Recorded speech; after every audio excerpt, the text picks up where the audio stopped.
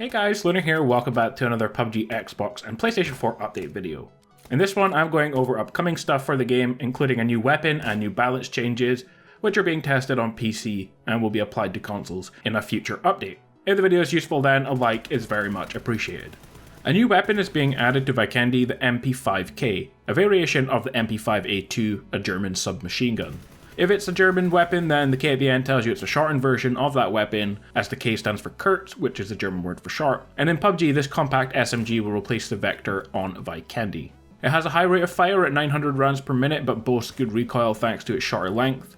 It has all attachment slots to allow for a tactical stock, different type of magazine, muzzle attachment, grips, the laser pointer, and of course scopes. Its base damage value of 33 is slightly less than the current Vector, and also has slightly lower rounds per minute than the Vector. However, I should mention there is an upcoming change to the Vector in this update. The weapon has been rechambered to use 9mm ammo now.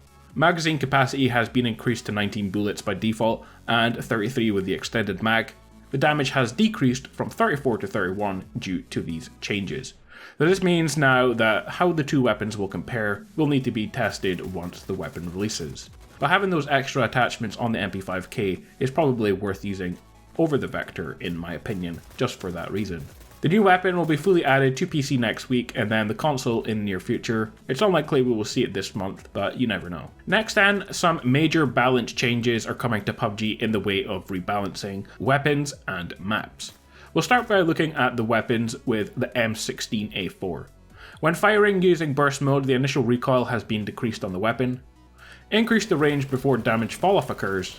This will help increase the M16A4's efficiency when fighting over long distances. The canted sights and tactical stock can now be attached to this weapon, and the tactical stock will decrease recoil recovery time, and animation kick and weapon sway, while also improving adds speed and hipfire accuracy. So the M16A4 is getting a huge buff, probably putting it back to one of the best weapons in the game.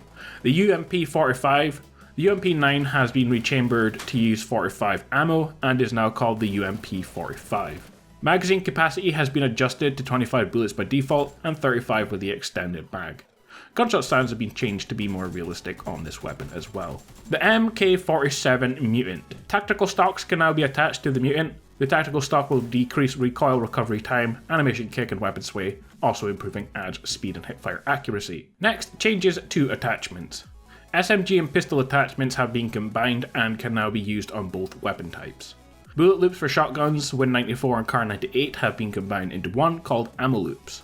Hollow sights can now attach to pistols, and when equipped to pistols, the size of the sight will be reduced to fit more appropriately. So that should make finding attachments for some of the weapons a bit easier.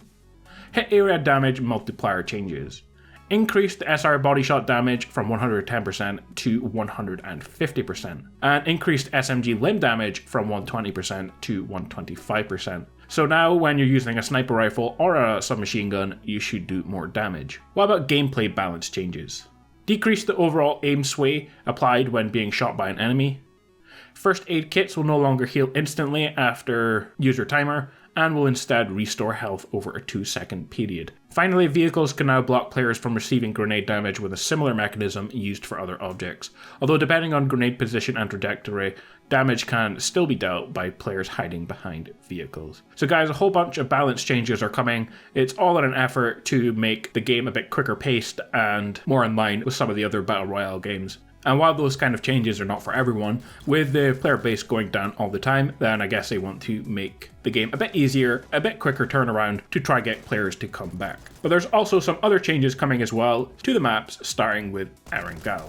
The overall item spawn rates on Erengal have been increased. Additionally, they've increased the spawn rate of some of the major weapons. This includes the assault rifles, DMRs, LMGs and SMGs, and this will improve the item pickup rate of sought after weapons.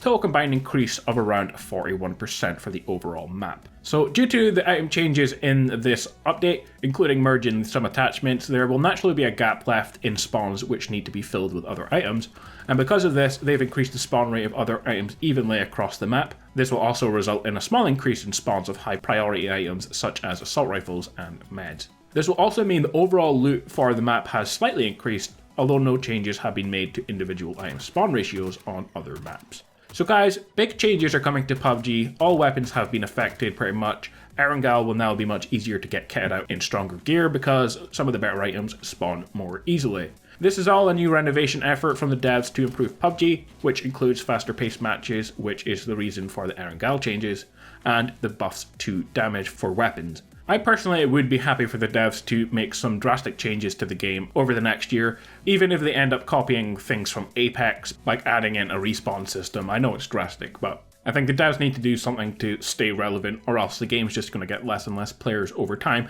and end up like H1Z1 and so on. And with recently Brandon Green moving on to other things, I think the devs will have an opportunity to let the reins off and push things in a direction more that players want to see rather than what Brandon Green wanted for the game, which is what we currently have. So it's either going to be good for PUBG or PUBG is just going to continue to die off, but hopefully they do make some really good changes to the game to bring back all of the players who left initially, and to bring in new players as well. And I personally think that this update, although it hasn't been announced yet for console, definitely is a step in the right direction. Guys, big changes are coming to PUBG on PC next week, then to console hopefully sooner rather than later.